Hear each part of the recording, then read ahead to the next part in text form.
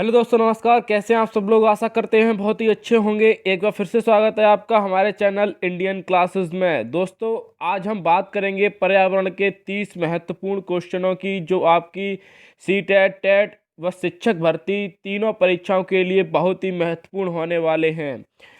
तो चलिए शुरू करते हैं। दोस्तों, पहला क्वेश्चन है हमारे सामने कि शिक्षार्थियों का आकलन करते समय पर्यावरण की शिक्षिका को निम्नलिखित में से क्या नहीं करना चाहिए? पूछ रहा है नहीं करना चाहिए। पहला ऑप्शन है हमारे सामने बच्चों के कार्य से संबंधित गुणात्मक उल्लेख। दूसरा ऑप्शन है हमारे सामने बच्चों के पूर्व आकलन के साथ तुलना करना। तीसरा ऑप्शन है हमारे सामने शिक्षार्थियों की सीखने की क्षमताओं को ध्यान में रखकर सूचना दर्ज करना। और चौथा ऑप्शन है हमारे सामने कि बच्चों के कार्य के केवल कुछ पक्षों पर ही ध्यान केंद्रित करना।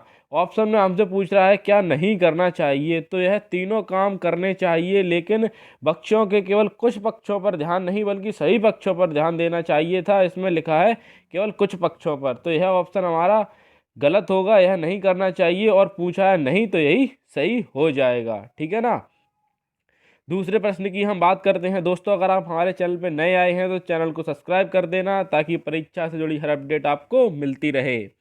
दूसरा प्रश्न है हमारे सामने कि प्राथमिक स्तर पर पर्यावरण अध्ययन में समुदाय, समाज की यहाँ पर बात की गई है। समुदाय सीखने सिखाने का एक महत्वपूर्ण संसाधन है, क्योंकि ए ऑप्शन है हमारे सामने यह वास्तविक स्थितियों में सीखने के अवसर उपलब्ध कराता है।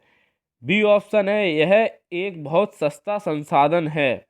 सी ऑप्शन है यह आसानी से उपलब्ध होने वाला संसाधन है। और डी है इसमें समझदार बुजुर्ग और व्यक्ति होते हैं। दोस्तों, सीटेट की परीक्षा में क्या होता है कि हमें चारों ऑप्शन सही लग रहे होते हैं, लेकिन हमें एक सही ऑप्शन पर टिक लगाना होता है। तो इसमें इसका जो सही आंसर हो जाएगा वह होगा कि यह वास्तविक स्थितियों में सीखने के अवसर उपलब्ध कराता है। इसमें बच्चा स्वयं समाज में जाकर वास्तविक घटनाओं को देखकर सीखता है। नेक्स्ट प्रश्न हमारे सामने कि कोई व्यक्ति 30 अगस्त 2015 को किसी एक्सप्रेस ट्रेन में अहमदाबाद से त्रिवेंद्रम जाने के लिए बैठा। यह ट्रेन 13:30 बजे अहमदाबाद से छूटी और 1 सितंबर 2015 को 7:30 त्रिवेंद्रपुरम पहुंची। यदि अहमदाबाद से त्रिवेंद्रपुरम के बीच की दूरी 2268 किलोमीटर है, तो इन दोनों स्टेशनों के बीच ट्रेन की औसत चाल क्या थी? दोस्तों, सीटेट के एग्जाम में एक ट्रेन से संबंधित क्वेश्चन हमेशा पूछा जाता है। ठीक है ना। तो इस क्वेश्चन को हम सॉल्व करेंगे। इसे सॉल्व करने का सबसे आसान तरीका है हमारे सामने कि हमें जो समय दिया होता है 13:30, क्योंकि यह 24 घंटे में इतना समय व्यतीत हो चुका होता है, तो हम 24 घंटे में इस समय को 13:30, जो इस समय ट्रेन चली थी वहाँ से, उसे हम माइनस कर देंगे। तो माइनस करने के लिए क्या है, अगर हम डायरेक्ट 24 घंटे लिखेंगे तो हमें यहाँ पर 2.5 लेनी पड़ेगी। ठीक है ना। तो हमें क्या करना है, हमें यहाँ पर 23 घंटे और 60 मिनट लिखना है। ठीक है ना। और उसमें से हमें 13 बजकर यानी कि 13 घंटे 30 मिनट को हमें माइनस कर देना है। तो यहाँ आ जाएगा 30 जीरो और 10 घंटे 30 मिनट। ठीक है ना। अब बचा हुआ जितना भी समय है वो हमें इसमें प्लस कर देना है, तो हमें समय पता चल जाएगा। ठीक है ना। समय का ही इसमें मेन रोल होता है। अब 30 अगस्त है, तो अगस्त का महीना हमारा 31 दिन का होता है, तो एक दिन तो इसमें पूरा लग ही गया। और अगले दिन 1 सितंबर को 7:30 पर ट्रेन पहुंचती है। तो अभी हमने निकाला 10 घंटे 30 मिनट। ठीक है ना। उसमें हमें एक दिन तो पूरा जोड़ना है, यानी कि 24 घंटे। और उसके बाद अगले दिन 7 बजे पहुंची, तो इसमें हमें 7 जोड़ना है, 7 घंटे 30 मिनट। ठीक है ना। टोटल करेंगे तो आएगा 60, यह आएगा 1 और 4, कितना आया 41 घंटे 60 मिनट। ठीक है ना। यह हमारा समय निकल के आया, यानी कि 42 घंटे। यह 1 घंटा हो गया पूरा, यानी कि 42 घंटे का समय लगा त्रिवेंद्रपुरम पहुंचने में। तो हम इसे आसानी से निकाल सकते हैं। चाल का हमारा फॉर्मूला होता है, हमसे चाल ही पूछी गई है, चाल बराबर दूरी बटे समय। ठीक है ना। ये होता है हमारा चाल का फॉर्मूला। तो दूरी कितनी है, दूरी है हमारी 2268, ठीक है ना। और समय हमारा 42 घंटे निकला, लेकिन समय जो है घंटे में है और दूरी किलोमीटर में है, और हमसे जो ऑप्शन दिए हैं वो मीटर पर सेकंड में है, तो हमें इन दोनों को मीटर पर सेकंड में कन्वर्ट करना होगा। तो इनटू हम 100 इसमें कर देंगे, तो ये हमारा मीटर में चेंज हो जाएगा, और इसमें हम 60 × 60 कर देंगे तो यह हमारा सेकंड में चेंज हो जाएगा। यहाँ पर एक बिंदी से एक बिंदी, एक जीरो से एक जीरो, ये कट गया हमारा। अब हम 6 का भाग जब 2268 में देंगे तो यह हमारा 378 बार जाएगा, जहाँ में से एक 6 से और काटेंगे तो यह जाएगा हमारा 63 बार, ठीक है ना। तो यहाँ आ गया हमारा 63 × 10/42, ठीक है ना। तो यहाँ पर हम 7 से एक बार और काट देंगे, यहाँ पर 9 बार जाएगा और ये 6 बार जाएगा, ठीक है ना। अब हम यहाँ पे देख सकते हैं ये हो जाएगा 90/6, ठीक है ना।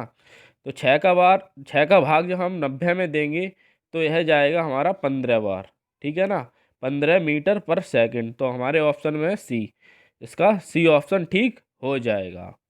अब हम बात करते हैं कि गुरप्रीत पहली बार रेलगाड़ी से चेन्नई गया। अपनी रेल यात्रा में उसकी गाड़ी के द्वारा निम्नलिखित में से किस नदी को पार करने की संभावना नहीं है। दोस्तों यह जो क्वेश्चन है वह मैप से संबंधित है। सीटेट में इन क्वेश्चनों का रखने का श्रेय यह होता है कि वह आपके मैप की नॉलेज व नदियों के बारे में नॉलेज को पता करना चाहते हैं। तो जब कोई व्यक्ति दिल्ली से चेन्नई जाएगा तो उसके रास्ते में नर्मदा भी पड़ेगी, गोदावरी भी पड़ेगी, कृष्णा भी पड़ेगी, लेकिन गंगा नदी नहीं पड़ेगी, क्योंकि गंगा नदी हमारे उत्तर भारत की नदी है। तो इसका सी ऑप्शन ठीक हो जाएगा। दूसरा प्रश्न हमारे सामने कि हमारे देश में निम्नलिखित स्थानों में से कौन सा ठंडा रेगिस्तान है। दोस्तों रेगिस्तान गर्म ही नहीं होते हैं, रेगिस्तान ठंडे भी होते हैं। ए ऑप्शन हमारे सामने दार्जिलिंग, बी है जैसलमेर, सी है लद्दाख और डी है मेघालय। कौन सा ऑप्शन सही होगा इसमें? दोस्तों इसका जो राइट आंसर होगा वह होगा लद्दाख। लद्दाख में बहुत ही कम बारिश होती है और यह ठंडा रेगिस्तान भी कहा जाता है। नेक्स्ट प्रश्न हमारे सामने कि कक्षा 5 की पर्यावरण अध्ययन की पाठ्य पुस्तक का एक पाठ उसी से ठंडा उसी से गर्म डॉक्टर जाकिर हुसैन द्वारा लिखी गई एक कहानी है। उन्होंने बच्चों के लिए ऐसी कई कहानियाँ लिखी हैं। अपनी मृत्यु के समय वे थे भारत के प्रधानमंत्री, भारत के मुख्य न्यायाधीश, सी ऑप्शन है भारत के उपराष्ट्रपति और डी है भारत के राष्ट्रपति। तो डॉक्टर जाकिर हुसैन जब अपनी मृत्यु के अंतिम समय में थे तो वह भारत के राष्ट्रपति थे, ठीक है ना। इनका कार्यकाल जो था वो 13 मई 1962 से 12 मई 1967 तक रहा, ठीक है ना। यह था डॉक्टर जाकिर हुसैन का कार्यकाल। नेक्स्ट क्वेश्चन की हम बात करते हैं कि खाद्य संरक्षण के लिए निम्न में से कौन सा जोड़ा ठीक नहीं है। नहीं है पूछ रहा है, ए ऑप्शन है, यानी कि नहीं है तो 3 ऑप्शन ठीक होंगे, एक गलत होगा। ए ऑप्शन है कच्चा आम अचार, बी है आलू चिप्स, सी ऑप्शन है दूध पनीर और डी ऑप्शन है सेब जैम। अब यहाँ पर सिर्फ आपको एक शब्द पर गौर करने की आवश्यकता है, आप क्वेश्चन को तुरंत पकड़ लेंगे। जो सबसे पहला है खाद्य संरक्षण पूछा गया है। हम कच्चे आम का अचार रख सकते हैं, उसे लंबे समय तक संरक्षित किया जा सकता है। आलू के भी चिप्स बनाकर उसे संरक्षण किया जा सकता है। सेब का भी जैम बनाकर किया जा सकता है, लेकिन दूध का पनीर बनाकर संरक्षण नहीं किया जा सकता, वह खराब हो जाएगा। तो इसका सी ऑप्शन सही हो जाएगा। अब हम बात करते हैं अगले ऑप्शन की, घरों की नीचे दी गई विशेषताओं पर विचार कीजिए। ए ऑप्शन हमारे सामने निचली मंजिल में कोई खिड़की नहीं, ठीक है ना।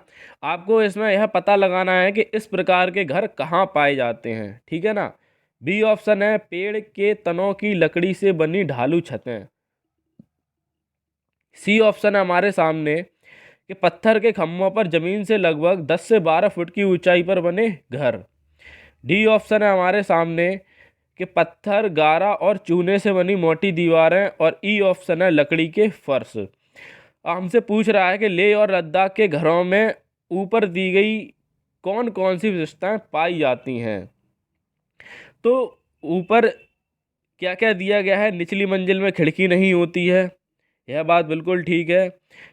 पेड़ के तनों की लकड़ी से बनी ढालू छतें, तो ढालू छतें नहीं होती हैं, वहाँ पर समतल छतें पाई जाती हैं। सी ऑप्शन है पत्थर के खम्भों पर जमीन से लगभग 10 से 12 फुट की ऊंचाई के बने घर। डी है पत्थर, गारा, चूने से बनी मोटी दीवारें, यह भी सही है। और ई है लकड़ी के फर्श। तो इसका जो सही आंसर हो जाएगा वह होगा हमारा डी। डी ऑप्शन बिल्कुल सही हो जाएगा। लकड़ी के फर्श पाए जाते हैं नीचे, और पत्थर, गारा और चूने से बनी मोटी दीवारें पाई जाती हैं, और निचली मंजिल पर कोई खिड़की नहीं होती है। ठीक है ना। तो यह होता है लेह और लद्दाख के घरों में विशेषताएं इस प्रकार की पाई जाती हैं। ठीक है ना। यह आपके एग्जाम की दृष्टि से बहुत ही महत्वपूर्ण क्वेश्चन है। ठीक है ना। इस प्रकार के क्वेश्चन आते हैं। नेक्स्ट क्वेश्चन है हमारे सामने कि निम्नलिखित का अध्ययन कीजिए। कौवा पेड़ की ऊंची डाल पर अपना घोंसला बनाता है। इस घोंसले को बनाने में कई प्रकार की चीज़ें, यहाँ तक कि लकड़ी की शाखाएं और लोहे के तार भी होते हैं। यह एक चालाक पक्षी भी है जो अपना घोंसला नहीं बनाता है और कौवे के घोंसले में अंडे देता है। बेचारा कौवा अपने अंडों के साथ इन अंडों को भी सेता है। यह पक्षी कौन है? ऑप्शन में दिया है शकरखोरा, कलचिड़ी, बसंत गौरी या कोयल। तो इसका जो राइट आंसर होगा वह होगा कोयल। कोयल जो है वो हमेशा कौवे के घोंसले में ही अंडे देती है। नेक्स्ट क्वेश्चन है हमारे सामने कि निम्नलिखित में से बीज नहीं है। सौंफ, काली मिर्च, गेहूं या साबूदाना। कौन सा राइट आंसर हो जाएगा इसका? जल्दी से आंसर दीजिए। इसका जो सही आंसर होगा वह होगा साबूदाना। यह तीनों बीज हैं लेकिन साबूदाना बीज नहीं होता है, तो डी ऑप्शन इसका सही हो जाएगा। नेक्स्ट क्वेश्चन की बात करते हैं कि रेहाना अपने परिवार के साथ केरल जाती है। वहाँ उसे ऊंचे ऊंचे वृक्ष दिखाई पड़ते हैं जो उसके गृह नगर शिमला से ऊंचे वृक्षों से भिन्न हैं। उसने केरल में कौन से वृक्ष देखे होंगे? ए ऑप्शन है चीड़ के, बी है नारियल के, सी है सेब और डी है लीची। तो ऊंचे वृक्ष जो हैं केरल में किसके पाए जाते हैं? नारियल के। तो इसका बी ऑप्शन सही हो जाएगा। नेक्स्ट क्वेश्चन की हम बात करते हैं कि बच्चों के द्वारा सब्जी बाजार से इकट्ठी की गई निम्नलिखित सामग्री में से उन्हें पहचानिए जिनके भीतर बीज होते हैं। आलू, टमाटर, नाशपाती, चीकू, भिंडी, करेला, प्याज, खीरा। ए ऑप्शन में नाशपाती और चीकू है, बी में टमाटर, नाशपाती और चीकू है, सी में टमाटर, नाशपाती, चीकू, भिंडी, खीरा, और डी में है टमाटर, नाशपाती, चीकू, भिंडी, करेला और खीरा। तो इसका डी ही सही होगा क्योंकि इन सभी में बीज पाए जाते हैं केवल आलू को छोड़ के। ठीक है ना। तो इसका डी ऑप्शन सही हो जाएगा। नेक्स्ट क्वेश्चन की हम बात करते हैं कि नीता आंध्र प्रदेश जाती है और 2 साड़ियाँ खरीदती है जो खास तौर पर वहीं बनाई जाती हैं। वे क्या कहलाती हैं? ए ऑप्शन है कलमकारी और कंधा, डी है पोचमपल्ली और कलमकारी, सी है पोचमपल्ली और कांजीवरम, डी है कलमकारी और चंदेरी। तो इसका जो राइट आंसर होगा वह होगा डी, पोचमपल्ली और कलमकारी। जो आंध्र प्रदेश में जो साड़ियाँ बनाई जाती हैं उन्हें हम पोचमपल्ली और कलमकारी कहते हैं। नेक्स्ट क्वेश्चन है हमारे सामने कि निम्नलिखित में से कौन सी बीमारी रूखे या इकट्ठा हुए पानी से होती है? ए ऑप्शन है चेचक, बी है मलेरिया, सी है पोलियो और डी है निमोनिया। तो रुके हुए और इकट्ठा हुए पानी से जो बीमारी होती है वह होती है हमारी मलेरिया। यह सभी बीमारी वायरस और बैक्टीरिया से फैलती हैं। ठीक है ना। नेक्स्ट क्वेश्चन हमारे सामने कि निम्नलिखित में से कौन सा जोड़ा ठीक है? ए ऑप्शन हमारे सामने कर्नाटक कथक, बी ऑप्शन है असम बिहू, सी ऑप्शन है उड़ीसा भरतनाट्यम और डी ऑप्शन है तमिलनाडु लावड़ी। तो इसका जो सही आंसर होगा वह होगा असम बिहू। यह एक असम का प्रमुख त्यौहार है। दोस्तों आप सीटेट का एग्ज़ाम देने जा रहे हैं तो आप सभी राज्यों के नृत्य त्यौहार याद करके जाएं, आपको 1 नंबर का क्वेश्चन देखने के लिए ज़रूर मिलेगा। नेक्स्ट क्वेश्चन की हम बात करते हैं कि एस्किमो कर्मी अपने घर इग्लू का निर्माण बर्फ से करते हैं, इसका क्या कारण है? ए ऑप्शन है ध्रुवीय क्षेत्रों में केवल बर्फ ही उपलब्ध है, बी ऑप्शन है बर्फ ठंडी और पानी को अंदर नहीं आने देती है, सी ऑप्शन है बर्फ की दीवारों के बीच मौजूद हवा मौजूद हवा अंदर की गर्मी को बाहर जाने से रोकती है। और डी ऑप्शन है बर्फ मुफ्त में मिलती है, अन्य सामग्री की कीमत अधिक होती है। तो इसका जो राइट आंसर होगा, जो एस्किमो कर्मी होते हैं वह पहाड़ी क्षेत्रों में जहाँ बर्फ गिरती है वहीं रहते हैं, तो उनका वो जो घर बनाते हैं बर्फ़ में, ठीक है ना, अपने रहने के लिए उसी में बर्फ़ को खोदकर उसमें घर बनाते हैं। तो उसका मुख्य कारण यह है कि बर्फ़ की जो दीवारों के बीच मौजूद हवा अंदर की जो गर्मी होती है उसे बाहर जाने से रोकती है। तो इसका सी ऑप्शन सही हो जाएगा। नेक्स्ट क्वेश्चन की हम बात करते हैं कि निम्नलिखित में से कौन सी विशेषता बरगद के पेड़ की नहीं है। ए ऑप्शन है हमारे सामने जब भी क्वेश्चन में लगा हो नहीं है, तो इसका मतलब 3 ऑप्शन उसके ठीक हैं और एक ऑप्शन कोई सा भी गलत होगा। ए ऑप्शन हमारे सामने जड़ें खंभों की तरह पेड़ को सहायता प्रदान करती हैं। बी ऑप्शन है जड़ें शाखाओं से नीचे लटकती हैं। सी ऑप्शन है इसमें ज़मीन के भीतर जड़ें होती हैं। और डी ऑप्शन है इसमें इसमें जड़ें भोजन का भंडारण करती हैं। तो देखो ए ऑप्शन भी इसका ठीक है और बी भी ठीक है और सी भी ठीक है। इसका डी ऑप्शन गलत है, जलें जो है भोजन का भंडारण नहीं करती हैं बरगद में, तो इसका डी ऑप्शन गलत हो जाएगा। इसका मतलब डी सही है, तो डी ऑप्शन इसका राइट हो गया। नेक्स्ट क्वेश्चन की हम बात करते हैं कि एक नव युक्त पर्यावरण अध्ययन के शिक्षक के रूप में पढ़ाने के लिए आपकी सबसे पहली प्राथमिकता क्या होगी। ए है पहले से पाठ योजना तैयार करना। बी है कक्षा में धीमी गति से सीखने वाले शिक्षार्थियों की पहचान करना। और सी है शिक्षार्थियों के लिए पाठ्य अनुसार विस्तृत नोट्स तैयार करना। और डी है शिक्षार्थियों का सामाजिक सांस्कृतिक प्रोफाइल विवरण तैयार करना। तो इसका जो राइट आंसर होगा वह होगा हमारा कि पहले से पाठ योजना तैयार करना। जब भी आप पढ़ाने जाएंगे तो आपको यह पता होना चाहिए कि हम बच्चे को क्या पढ़ाने वाले हैं, अपनी योजना क्या है, ठीक है ना। तो पाठ योजना को तैयार करना यही इसका राइट आंसर होगा। नेक्स्ट क्वेश्चन की हम बात करते हैं कि कविताएं और कहानियाँ पर्यावरण अध्ययन की अंतर्वस्तु को पढ़ाने के लिए प्रभावशाली हैं। ऐसा इसलिए है क्योंकि कविताएं और कहानियाँ, ए ऑप्शन है बच्चे के परिवेश का समृद्ध चित्रण करती हैं। बी ऑप्शन है संदर्भित अधिगम परिवेश प्रदान करती हैं। सी ऑप्शन है विभिन्न अमूर्त अवधारणाओं की प्रभावशाली तरीके से व्याख्या करती हैं। और डी ऑप्शन है हमारा सृजनात्मक एवं सौंदर्यबोध कर पोषण कर सकती हैं। तो दोस्तों हमें ऑप्शन में दिया है ए और बी है हमारा ए बी डी, और सी ऑप्शन है केवल सी और डी है केवल डी। तो इसका जो राइट आंसर होगा डी होगा, क्योंकि सी ऑप्शन गलत होगा, बाकी के तीनों सही होंगे। क्योंकि अमूर्त अवधारणाओं को प्रभावशाली तरीके से व्याख्या नहीं करती हैं कहानियाँ, और बाकी सभी ऑप्शन ठीक हैं, तो इसका बी ऑप्शन सही हो जाएगा। नेक्स्ट प्रश्न की हम बात करते हैं कि कक्षा 5 की शिक्षिका के रूप में आप ईंधन के संरक्षण प्रकरण को समझाने के लिए निम्नलिखित में से किस संसाधन के उपयोग को श्रेष्ठ मानते हैं। ए है हमारा पाठ्य पुस्तक, बी है संदर्भ पुस्तकें, सी है पोस्टर और डी है समाचार। अगर आप एक शिक्षक के तौर पर ईंधन के संरक्षण के प्रकरण को पढ़ाने के लिए किस संसाधन का उपयोग सर्वश्रेष्ठ मानते हैं इन सभी में, तो वह होगा हमारा समाचार पत्र। वर्तमान समय में समाचार पत्र के माध्यम से आप अच्छी तरीके से अपनी बात को रख सकते हैं। नेक्स्ट प्रश्न हमारे सामने कि कक्षा 4 की एक शिक्षिका शिक्षार्थियों से कहती है कि वे अपने कार्यपत्रक, अवलोकन रिपोर्ट और सत्र में एकत्रित की गई सामग्री को एक फोल्डर में डाल दें। इन फोल्डरों को क्या कहा जाता है। ए ऑप्शन है घटना, वृत्तांत, अभिलेख। सी है हमारा पोर्टफोलियो, और बी है हमारा पोर्टफोलियो, सी है हमारा दंत कार्य, और डी है परियोजना कार्य। तो इसका जो राइट आंसर होगा वह होगा हमारा पोर्टफोलियो। जब बच्चे से संबंधित सूचनाएं, अवलोकन व कार्य किसी एक फोल्डर में एकत्रित किए जाते हैं तो उसे हम पोर्टफोलियो कहते हैं। नेक्स्ट क्वेश्चन हमारे सामने कि एनसीईआरटी की पर्यावरण अध्ययन की कक्षा 5 की पाठ्य पुस्तक में सुनीता अंतरिक्ष में शीर्षक पाठ स्पेसशिप में अंतरिक्ष यात्री सुनीता विलियम्स के अनुभवों का वर्णन करता है। इसमें इसे शामिल करने के क्या क्या कारण हो सकते हैं।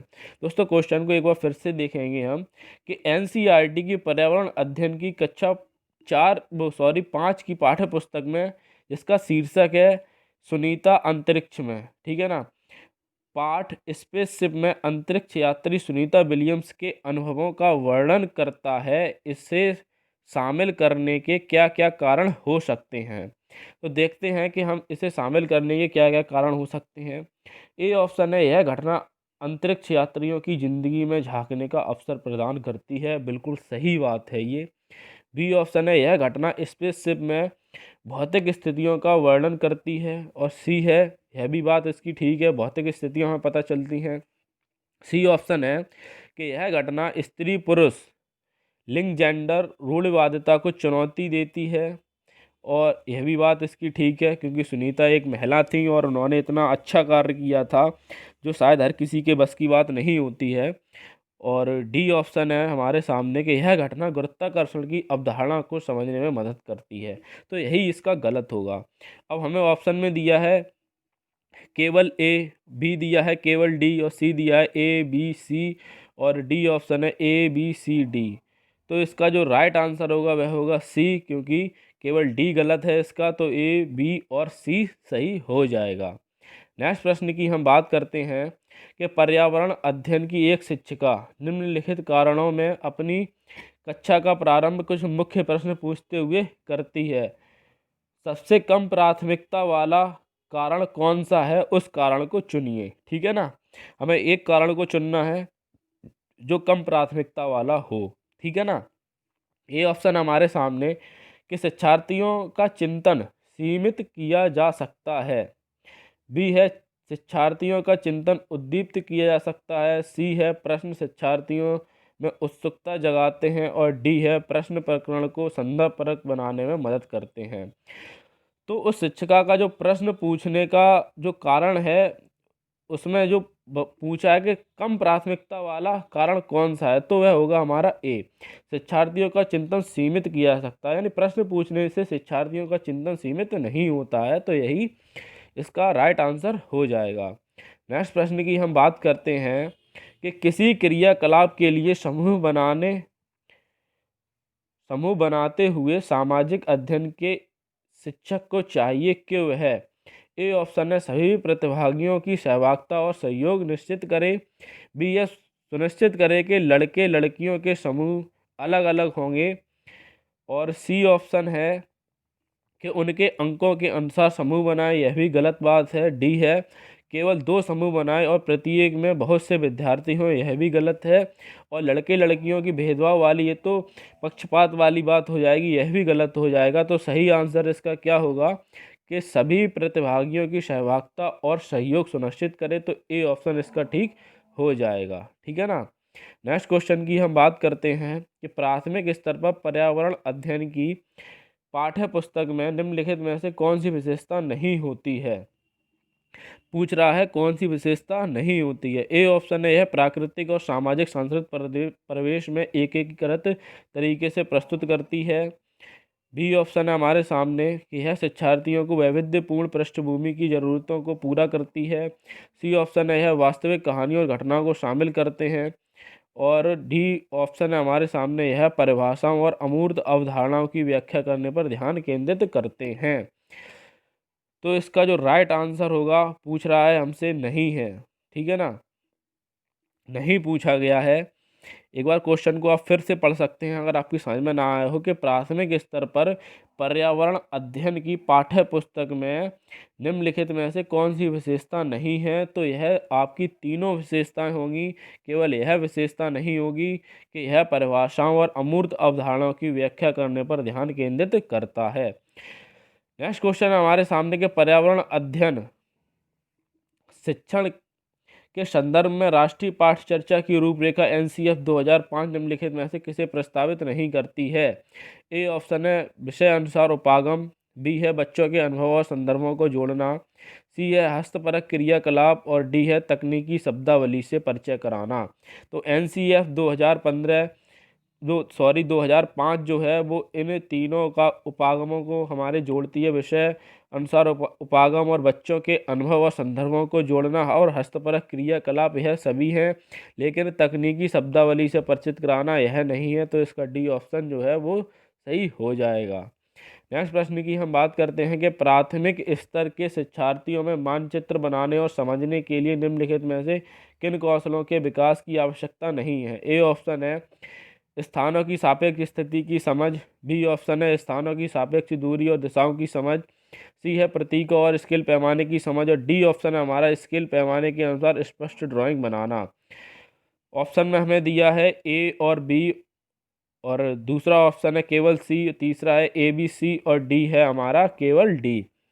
तो इसका जो राइट आंसर होगा वह होगा सी, स्केल पैमाने के अनुसार स्पष्ट ड्राइंग बनाने की आवश्यकता नहीं होती है। अगर आपको ड्राइंग नहीं आती है फिर भी आप मानचित्र समझने के लिए काफ़ी है आपके लिए स्थानों की सापेक्ष स्थिति की समझ और स्थानों की सापेक्ष दूरी व दिशाओं की समझ, और सी प्रतीक और स्केल पैमाने की समझ। इतनी चीज़ अगर आपको आती हैं तो आप अच्छे से मानचित्र समझ सकते हैं, आर्ट की आवश्यकता नहीं होती है। नेक्स्ट क्वेश्चन की हम बात करते हैं कि प्राथमिक कक्षाओं में पर्यावरण अध्ययन पढ़ाने के लिए निम्नलिखित में से कौन सा उद्देश्य संबंधित नहीं है। ए ऑप्शन है हमारे सामने कि भौतिक और सामाजिक परिवेश के प्रति संवेदनशीलता विकसित करना। ठीक है ना, एक बार क्वेश्चन को आप फिर पढ़ सकते हैं ध्यान से, क्योंकि ये सीटेट की लैंग्वेज जो होती है वो थोड़ी सी टफ होती है। कि प्राथमिक कक्षाओं में पर्यावरण अध्ययन पढ़ाने के लिए निम्नलिखित में से कौन सा उद्देश्य संबंधित नहीं है। ठीक है ना, नहीं है पूछा गया है, इसका मतलब 3 सही होंगे, 1 गलत होगा। तो ये ऑप्शन हमारे सामने कि भौतिक और सामाजिक परिवेश के प्रति संवेदनशीलता विकसित करना, और बी ऑप्शन है विज्ञान के आधारभूत प्रत्ययों और सिद्धांतों को रटकर याद करना। बस यही गलत हो गया ये, जहाँ रटकर आ जाए ऑप्शन में समझ लेना वो गलत हो जाएगा। सी ऑप्शन भी हम पढ़ लेते हैं कि पर्यावरण को खोजने के अवसर प्रदान करना बिल्कुल सही है। डी अवलोकन, मापन, भविष्य कथन और वर्गीकरण जैसे कौशलों का विकास करना, यह सभी ठीक है, लेकिन यहाँ रटने की बात आ गई तो समझ लेना क्वेश्चन गलत वहीं हो जाएगा। तो बी ऑप्शन इसका सही होगा। नेक्स्ट क्वेश्चन की हम बात करते हैं कि पर्यावरण अध्ययन की प्रकृति निम्नलिखित का समर्थन नहीं करती है। फिर पूछ रहा है नहीं करती है पर्यावरण अध्ययन की प्रकृति। ए ऑप्शन है बच्चों को खोज करने के लिए पर्याप्त स्थान मिले, बी है बच्चे कम गलतियां करें, सी है बच्चे को करके सीखने के अवसर मिले और बच्चे बहुत प्रश्न पूछें। तो पूछ रहा है कि नहीं, तो इसका जो राइट आंसर होगा वह होगा बच्चे कम गलतियां करें। ठीक है ना, एनसीएफ का कहना है कि बच्चे जितनी अधिक गलतियां करेंगे वह उतना ही अधिक सीखेंगे। गलतियां करना एक पहलू है बच्चे के सीखने का, और यहाँ पर लिखा है कि बच्चे कम गलतियां करें, तो यही इसका राइट आंसर होगा। नेक्स्ट क्वेश्चन की हम बात करते हैं कि एक शिक्षिका ने कक्षा 4 के शिक्षार्थियों को पढ़ाने के लिए पौधे अंतर्वस्तु का चयन किया। उसने सीखने के लिए निम्नलिखित अवसर प्रदान किए। ए ऑप्शन है समूह में पत्तियों का संग्रह करना, और बी है, ये ऑप्शन नहीं है, यह बताया गया है उसने क्या क्या कार्य किए। बी में क्या किया, पत्तियों के आकार, स्वरूप और अन्य विशेषताओं पर चर्चा करना। सी है अपना वनस्पति संग्रहालय बनाना। इस प्रकार की गतिविधियों हेतु शिक्षिका को किस बात के लिए सबसे अधिक प्रोत्साहन नहीं देना चाहिए। नहीं, फिर आगे यहाँ पर नहीं, तो इसका मतलब 3 सही है, कोई एक गलत है। तो बच्चे की परस्पर क्रिया, अवलोकन और सहयोग। बी ऑप्शन है जितना अधिक पत्तियों के बारे में संभव हो उनके नाम याद करने में बच्चों की पहल, और सी है बच्चों के द्वारा कार्य विस्तार, और डी है बच्चों की निरंतर गतिविधि में लगे रहना। अभी आपने एक शब्द पर गौर करने की आवश्यकता है और आपको इसका आंसर पता चल जाएगा। याद करना, याद करना यानी कि रटना। यहाँ पर होता अगर समझना तो उसका अर्थ अलग होता, लेकिन यहाँ पर आ गया याद करना जिसका अर्थ ही होता है रटना एक तरीके से। तो यही ऑप्शन इसका गलत हो जाएगा। तो पूछ रहा है नहीं है, तो यही सही होगा। नेक्स्ट क्वेश्चन की हम बात करते हैं दोस्तों, ये यहीं थे हमारे 30 क्वेश्चन। और दोस्तों यह बहुत ही महत्वपूर्ण क्वेश्चन थे जो आपकी सीटेट परीक्षा में आ सकते हैं, और ऐसी ही लैंग्वेज आपको देखने के लिए मिलेगी सीटेट की परीक्षा में। दोस्तों अगर आपको वीडियो अच्छी लगी हो तो इसे लाइक करें, अपने दोस्तों में शेयर करें, और आपके जो भी सुझाव हो कमेंट बॉक्स में ज़रूर दें। मिलते हैं नेक्स्ट वीडियो में नए टॉपिक के साथ, तब तक के लिए जय हिंद, वंदे मातरम, थैंक यू।